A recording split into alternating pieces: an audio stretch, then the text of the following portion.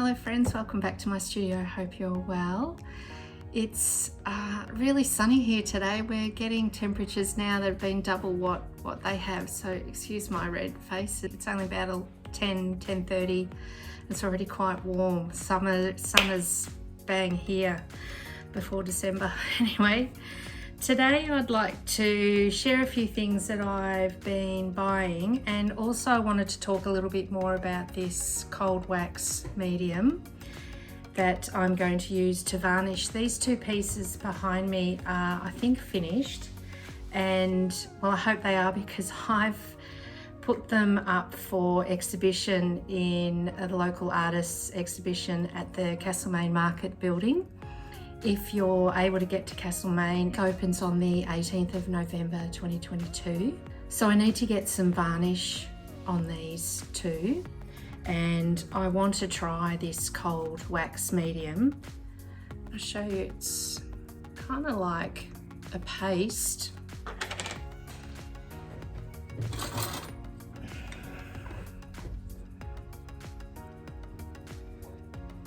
It's firm, but yeah, very waxy, kind of like very soft soap. Generally you mix it in with oil paint to extend the paint and to help speed up the drying process.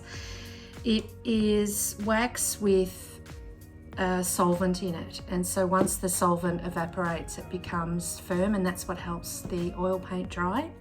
But I have seen it used as a varnish, and I'm really excited to find out what it looks like. I've only seen it in images, and it's meant to give the polymer varnish, which is, I've got these, this is a gloss, this is a matte.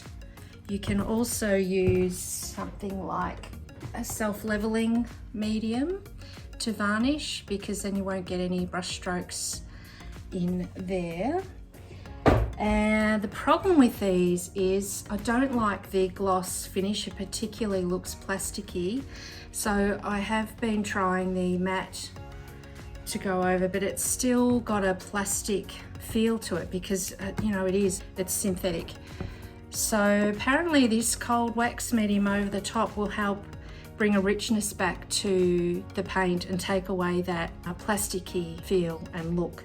So I've recently finished this little piece, so I'm going to test it out before I put it on these big pieces. So here's what it looks like with no varnish. It's only got that little reflective part in the foil. So what you do is, first of all, you put, and I think I'll use the matte varnish. It's been a while, look, it's all separated. I'll have to mix that up without creating too many bubbles in it.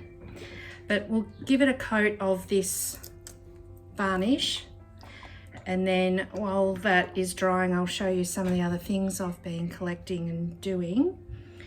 And once that's finished, we'll put some cold wax on. I'll show you how to use that. Keep the lid on it because it has got solvent in it. Okay, that's mixed up okay without too much jigging. All right, let's get some varnish on this.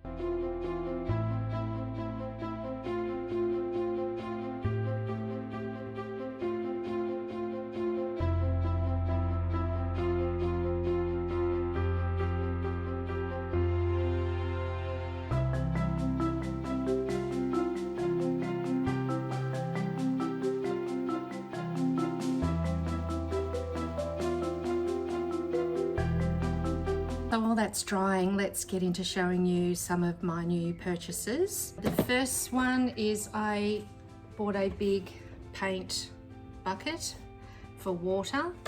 I generally use these little recycled tubs, and I used to have one for rinsing and then a cleaner water for painting with, and they've become a bit small. And I've also been, now that I'm using more mixed media work and glue, I'm using one for glue and one to rinse out the brushes, and the water is just getting dirty really quickly, and I'm finding it hard to clean the brush, and I thought this could be good because it's got this rougher surface that I should be able to swish the paint out of the brush a bit more successfully with that. And it also comes with a handy little magnet, so if you're using a big brush like that, it will stick to the side and hold your brush out of the water a bit. I don't think I'll use that mechanism, but it's a handy little extra thing. So yes, a nice big tub. It's 1.5 litres, and that one's probably 500 grams or something, so it's 3 times the size, if I've got my maths right. The other thing I bought a while ago, I bought it in a set, there they are, is these paintbrushes. They were really cheap, like I think $2.50 for the 3 of them. They're just a crappy student grade, doesn't even say what bristle it is. They're Micador. It's picking up. And I was after a really rough bristle brush because I wanted to, like those brushes I've been using, the Grey Matters bristles, there's so many bristles in that and it holds a heap of paint and they're really lovely. But I wanted to do a bit more dry brushing type of paint delivery, and I thought I would be able to do that with a drier, coarser bristle. And I've fallen in love with this one particularly. It's a flat brush with a slightly longer head, but this brush, I'm just absolutely loving it. I'm using it all the time for absolutely everything.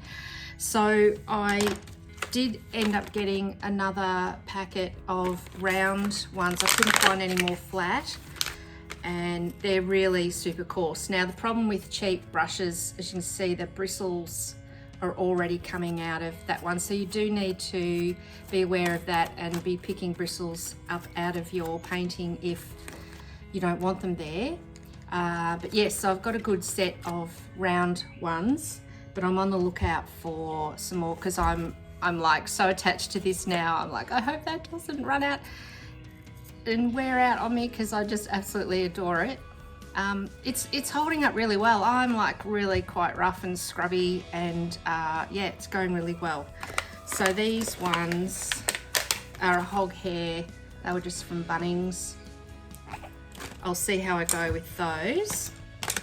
I'm not sure if I've shown you these. I bought these little stamps, and I'll show you that side. That's the pattern that they are. Found them on eBay Australia, and I think I just put in the search journaling stamps, and yeah, I found these. And I'm not using an ink pad. That's normally how you would use these, but I found they will pick up paint quite well, acrylic paint.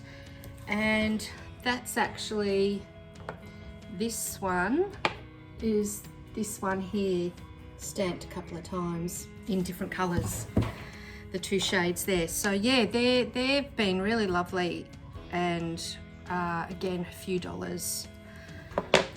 I also found some really lovely serviettes. This one I'm loving, and I'll show you that. Again, isn't that one nice? And a blue.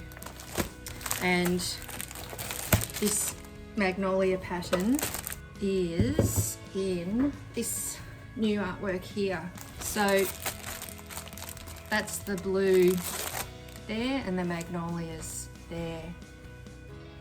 Yes, I think I've shown you how I use those, peeling the white ply away. So you're peeling this backing off, so you're just left with the single ply, and that way when you put on your artwork you'll get that transparent feeling, so it'll show a little bit of what is underneath. The other papers I've been playing with is tea bag wrappers, these here. And of course, depending on how the tea leaves have sat as they've dried, you get all these lovely patterns.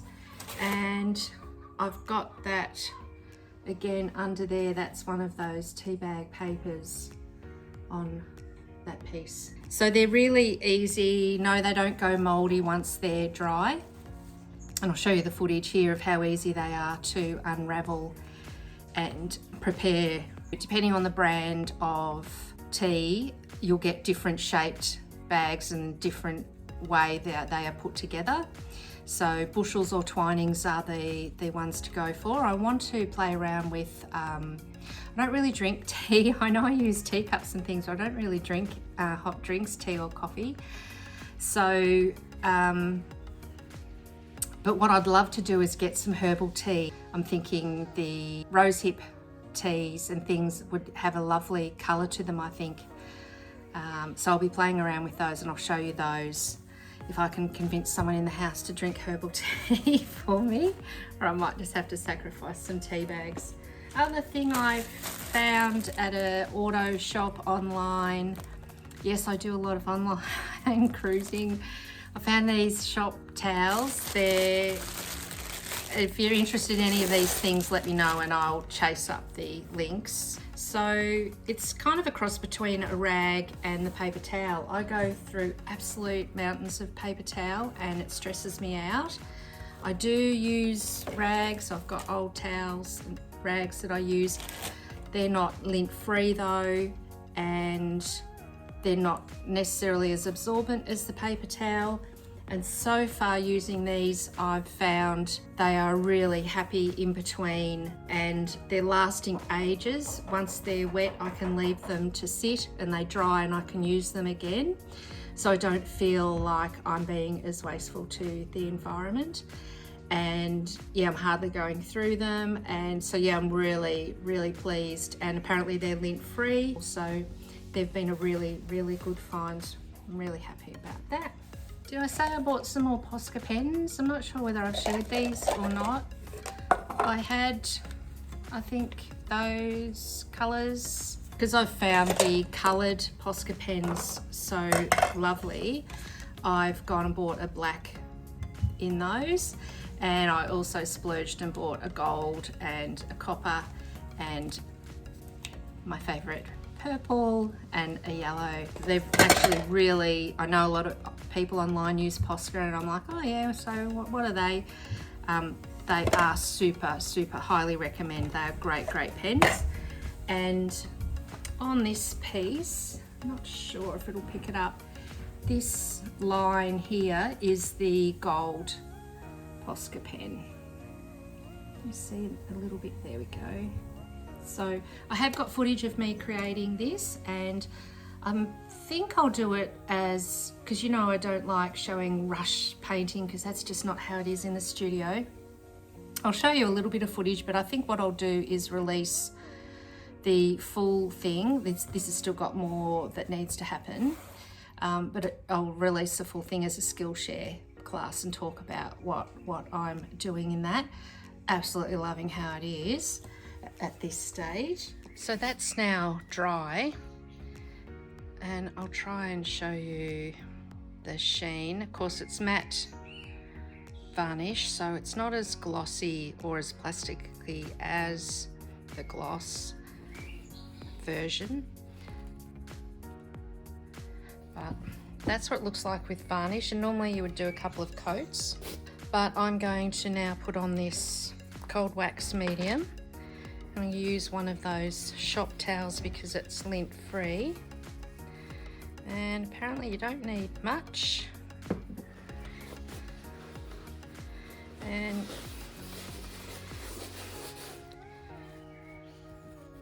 you just rub it on.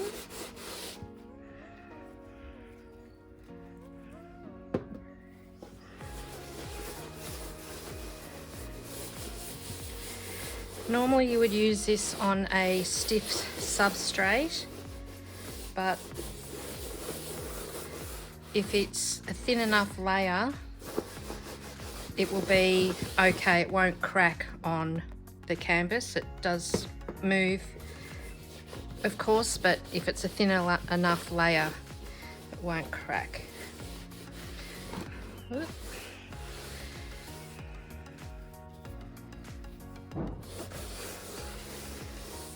Okay, so So I'll just check that I've got that everywhere. Okay, that looks good. So the recommendation is to leave it on for at least 20 minutes, 20 to 40, depending on, of course, the size of the surface you've got it on, what temperature it is, and how thick you've put it. This is 12 by 12 inch canvas. It's quite warm today, so I'll leave it for 20 minutes and I will come back and show you the final step. Okay, that's our 20 minutes. And yeah, the surface is slightly dull. I'm liking it already, but what you do with a new cloth, you just give it a buff.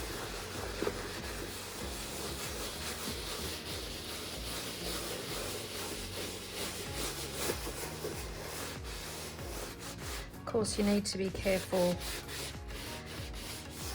about any edges that are up,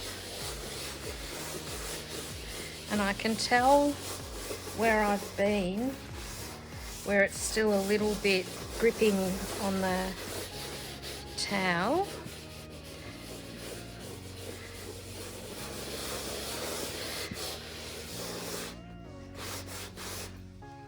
So it's picking up a little bit.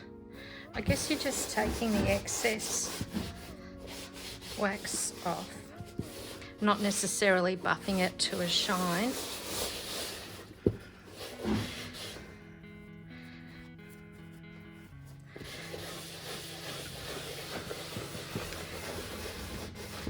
And of course, doing this, if you didn't have the varnish on, you could be damaging your painting layers.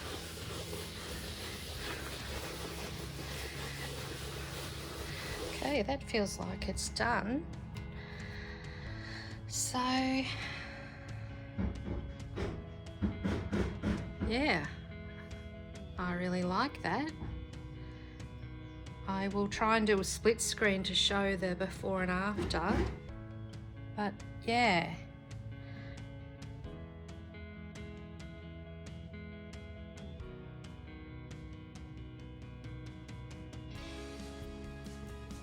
Apparently it remains a bit of a soft surface as well, so you need to be mindful of that.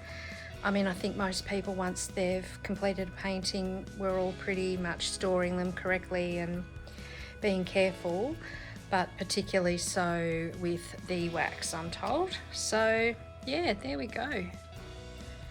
Cold wax. I'm really glad I tried that because I really like it. I like it better than the matte varnish. So I hope you have a lovely week.